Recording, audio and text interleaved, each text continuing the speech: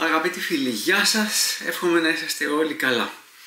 Σε προηγούμενο βίντεο είχα αναφερθεί στη συσκευή διάσωσης από πνιγμό που είχε κυκλοφορήσει τελευταίως στην αγορά και είχα αναφέρει τα συμπεράσματα ανάλογων ερευνών για το αν τελικά η συσκευή είναι αποτελεσματική ή είναι επικίνδυνη. Όσοι δεν έχετε παρακολουθήσει αυτό το βίντεο μπορείτε να το βρείτε στο κανάλι μου για να μην επαναλαμβάνω το ίδιο θέμα. Τώρα, ως δεύτερο μέρος αυτής της παρουσίασης ήθελα να σας πω για τις τρέχουσες οδηγίες αντιμετώπισης μιας τέτοιας κατάστασης, δηλαδή μετά από πνιγμό από ξένο σώμα. Να τονίσω πάλι ότι αναφέρομαι σε πνιγμό από ξένο σώμα, από τροφή, από κάποιο κέρμα, κουμπί, δεν έχει καμία σχέση με τον πνιγμό στη θάλασσα ή στην πισίνα κτλ. Επίσης, με αφορμή ένα σχόλιο ενός από τους τηλεθεατές του καναλιού, θα ήθελα να αναφερθώ στην επίσημη αλλαγή του όρου χειρισμός Heimlich. Θα πούμε παρακάτω τι είναι αυτό. Ο όρος χειρισμός Heimlich, τουλάχιστον στην αγγλόφωνη ιατρική βιβλιογραφία, έχει καταργηθεί και έχει μετονομαστεί σε κοιλιακές πιέσεις. Δηλαδή ο αγγλικός όρος είναι πλέον abdominal thrusts και όχι Heimlich maneuver. Θα πούμε πώς γίνονται αυτά λίγο παρακάτω.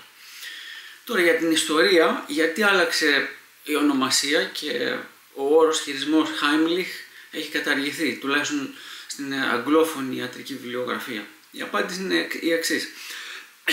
Ο Dr. Heimlich ήταν ένας Αμερικάνος ιατρός, ο οποίος πρώτος πρότεινε αυτό το χειρισμό, τον ομώνυμο χειρισμό Heimlich, για την αντιμετώπιση πνιγμού από ξένο σώμα ή από άλλο αντικείμενο.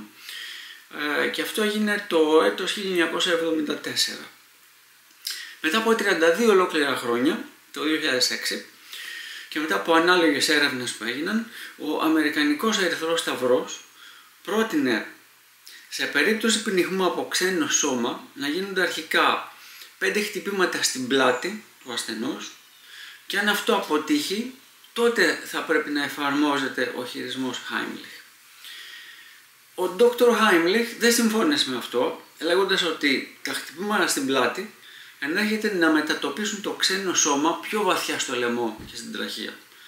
Και επειδή δεν υπήρξε συμφωνία, ο Dr. Heimlich απέτησε να αφαιρεθεί το όνομά του από τον εν λόγω χειρισμό και να δοθεί άλλη ονομασία. Και όντως έτσι έγινε.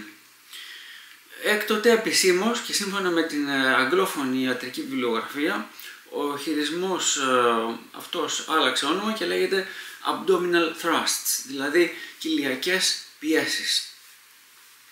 Παρ' όλα αυτά βέβαια, μέχρι και σήμερα, παγκοσμίως κιόλας, ο όρος χειρισμός Heimlich επικρατεί και χρησιμοποιείται ακόμα και σήμερα. Τώρα στην ουσία, αυτό που προτείνεται από τους διεθνείς ιατρικούς οργανισμούς είναι το εξής. Πρώτα πρέπει να γίνεται εκτέλεση 5 χτυπημάτων στην πλάτη, στο κέντρο της πλάτης, πίσω, στο θύμα, έτσι, στον ασθενή, και αν δεν υπάρξει αποτέλεσμα, τότε να γίνεται ο χειρισμός Heimlich.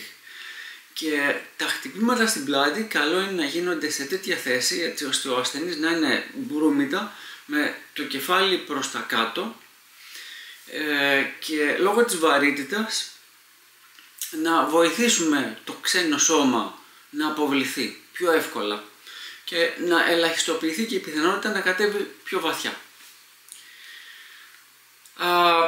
Αν αυτό αποτύχει, τότε κάνουμε το χειρισμό Heimlich, όπως θα δούμε παρακάτω.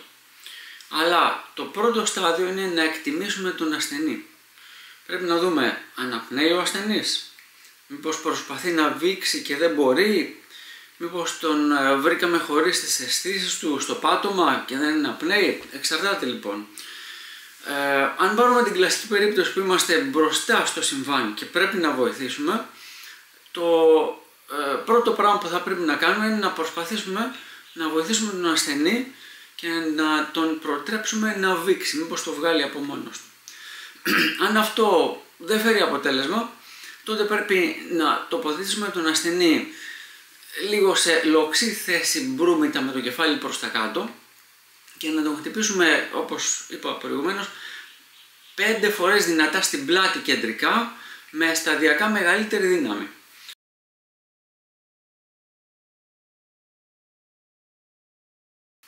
Μετά από αυτό ελέγχουμε, βγήκε το ξένο σώμα.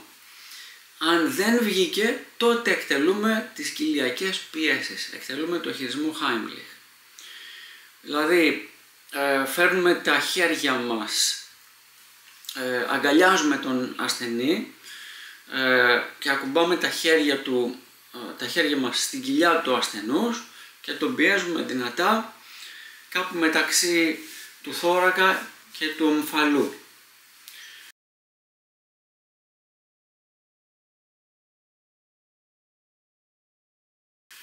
Δυνατά 5 φορές.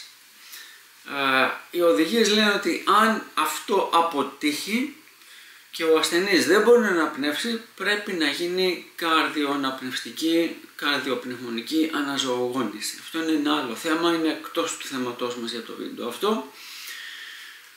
Ένα άλλο θέμα που θα πρέπει να τονίσω είναι ότι αν είμαστε μόνοι μας, πρέπει να βρούμε ένα σταθερό σημείο, ένα σταθερό και σχετικά σκληρό σημείο, όπως παραδείγματος χάριν η πλάτη ενός καθίσματος, μιας πολυθρόνας κτλ.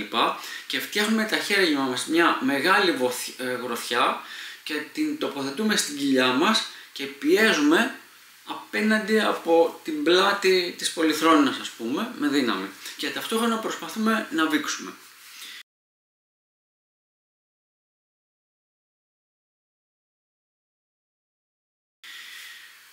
Λοιπόν, ο χειρισμός Heimlich σίγουρα είναι ο μόνος που περιγράφεται στην παγκόσμια ιατρική βιβλιογραφία ως μια μέθοδος που μπορεί να βοηθήσει. Όμως έχει και κάποιες παρενέργειες τις οποίες θα πρέπει να τις έχουμε υπόψη μας. Δηλαδή, όπως αντιλαμβάνεστε, οι κοιλιακές πιέσεις και τα χτυπήματα στην πλάτη είναι βία και μπορεί να επιφέρουν τραυματισμούς. Όπως παράδειγμα μπορεί να σπάσει μια πλευρά, να έχουμε κάταγμα μιας πλευράς ή ακόμα να σπάσει το στέρνο ή να δημιουργηθεί πνευμοθώρακας ή να συμβεί κάποια εσωτερική αιμορραγία στους πνεύμονες, στο σηκώτη, στο πάγκρεα, στο σπλήνα κτλ. Οπότε πρέπει να σκεφτούμε έτσι διάφορες παραμέτρους, ακόμα πρέπει να ξέρουμε αν είναι δυνατόν, αν είναι γνωστός μας ο άνθρωπος, αν έχει κανένα ανέβρισμα στην κοιλιακή αορτή, γιατί άμα είναι και μεγάλο και εφαρμόσουμε κοιλιακές πιέσεις μπορεί να σπάσει το ανέβρισμα και να τον χάσουμε τον ασθενή. Βεβαίως, εκεί ζυγίζουμε τα πράγματα. Αν ο ασθενής είναι να φύγει λόγω πνιγμού, εκεί τα παίζουμε όλα για όλα. Έτσι. Να σας δώσω ένα tip εδώ, ότι όταν θέλουμε να βοηθήσουμε τον ασθενή και σχηματίζουμε τα χέρια μας σε μορφή γροθιάς στην κοιλιά του και για να τοποθετήσουμε τα χέρια μας στην κοιλιά του ασθενούς, αυτό να είναι όσο το δυνατόν πιο ομαλό, δηλαδή να μην χρησιμοποιήσουμε κάποιο αιχμηρό σημείο από τα χέρια μας όπως ο αντίχειρας, ένα δάχτυλο ή ένα κόκαλο. Καλό είναι να χρησιμοποιήσουμε το μαλακό μέρος, το εσωτερικό μέρος της γροθιάς μας και να πιέσουμε στο πάνω μέρος της κοιλιάς, έτσι ώστε να είναι και αποδοτική η κοιλιακή πίεση, αλλά και να ελαχιστοποιήσουμε την πιθανότητα για παρενέργειες. Επίσης θέλω να τονίσω, προσοχή εδώ, ότι όλα αυτά που ακούσατε και σας είπα και περιέγραψα είναι πολύ περιληπτικά και είναι μόνο βασικά πράγματα. Για πλήρη εκμάθηση και αντιμετώπιση επειγόντων περιστατικών θα πρέπει να απευθυνθείτε σε κάποιο ειδικό κέντρο για να εξασκηθείτε πλήρως. Αυτό το βίντεο είναι απλά συμπληρωματικό βίντεο ενός προηγούμενου βίντεο, όπως προανέφερα, και δεν προσφέρει όλη την πλήρη γνώση για την ανατομία, τη φυσιολογία, το πλήρες πρωτόκολλο για το πνιγμό από ξένο σώμα κτλ. Παρ' όλα αυτά, εύχομαι ότι πήρατε μια ιδέα για τα βασικά σε περίπτωση έκτακτης ανάγκης. Ίσως κάλυψα και κάποια ερωτήματα από το προηγούμενο μου βίντεο. Περιμένω τα σχόλιά σας.